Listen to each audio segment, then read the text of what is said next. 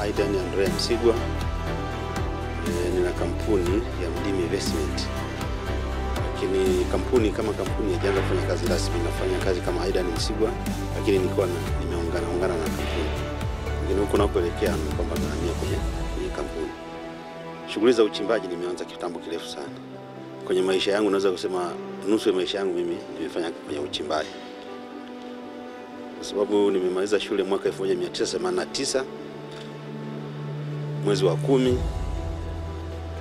na huo mwezi niliingia polini kuchimba.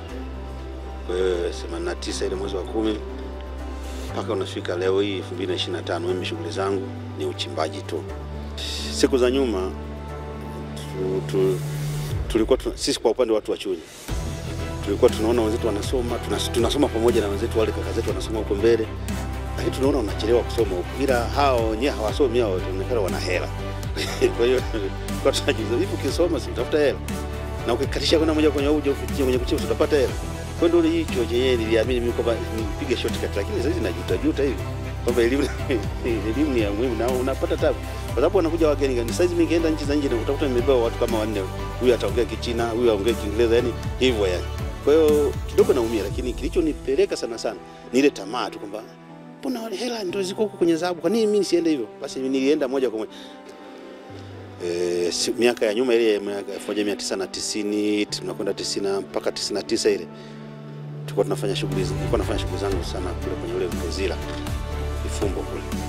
Kwa tunatumia vile water pump kufunga maji mto, basi tutafuta hiyo dhahabu. Kutoka hapo 2000 tukahamia kwenye huo mto Rupa huu. Baada ya miaka 2002 ile ikaja teknolojia metal detector zile. Kwa tukaingia kwenye hizo metal detector, tulifanya zile, lakini baadaye tukaingia kwenye makarasha, usagaji wa mawe. Mwaka 2010 mimi binafsi nikaacha kwenye yule masuala ya makarasha, nikaingia kwenye teknolojia ya uchenjuaji.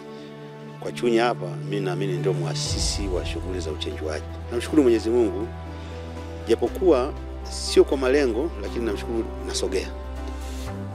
Kwa miaka karibu 4 nyuma huko, kabla ya hapa tulipofika, nimekuwa nazalisha, nimepata tuzo kama 4 hivi za uchimbaji, uzalishaji mzuri na uchimbaji bora hivyo. Lakini nashukuru mwaka wa jana, mwaka 2024 kidogo ni kama nilistua taifa hivi, na nashukuru Mwenyezi Mungu, rekodi yangu mpaka sasa hivi bado amenitunzia. Nafikiri anataka nivunje na nyingine. Mimi kwenye maisha yangu kama huko mbinguni nachomwa na Mwenyezi Mungu kwa makosa mengi, lakini wizi, yani kufanya wizi, kuibia serikali, hata hiyo point hamna kabisa. Ninaamini kwamba ukipata dhahabu nenda sehemu sahihi kwa usalama. Hapa tulipo nilikuwa nimeshaanza ununuzi mwezi wa 6. Nilikuwa 6 ngapi ndio nianza kulipa malipo ya kwanza ya hapa Sunshine. Kwa hiyo nashukuru Mwenyezi Mungu, kufika mwezi wa 9 ili nisaidia sana, kwa sababu nilikuwa nalipa nusu. Kwa hiyo kile kipato nilichokipata pale kilinisaidia kupunguza madeni hapa. Kwa kweli namshukuru Mwenyezi Mungu, kwa sababu nilianza kununua, lakini nafikiri ningefika mwisho ningeshindwa, kwa sababu hela nilionunua hapa kidogo ni nyingi. Kwa hiyo ingeonekana kwamba ni baadaye ningeshindwa ile nusu yangu, lakini nashukuru Mwenyezi Mungu aliponisaidia, ile ilinisaidia kwa kweli. Kwa sasa hivi wanaendelea kufanya kazi, ninunua vifaa vingine, excavator. Nilikuwa nazo excavator kama 7, lakini nikaongeza excavator zingine 3 kubwa, nikaongeza malori, na kazi inaendelea. Kwa nikabadilisha, hata nilikuwa natumia zile compressor ndogo, nikanunua ligi kwa ajili ya uchongaji mkubwa. Hivyo ndo naendelea.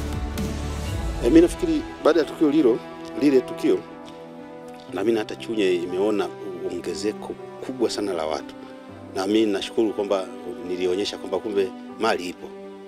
Japokuwa kazi yake ilikuwa ngumu, lakini nilivumbua kitu ambacho nikaaminisha kwamba Tanzania ina mali na ipo.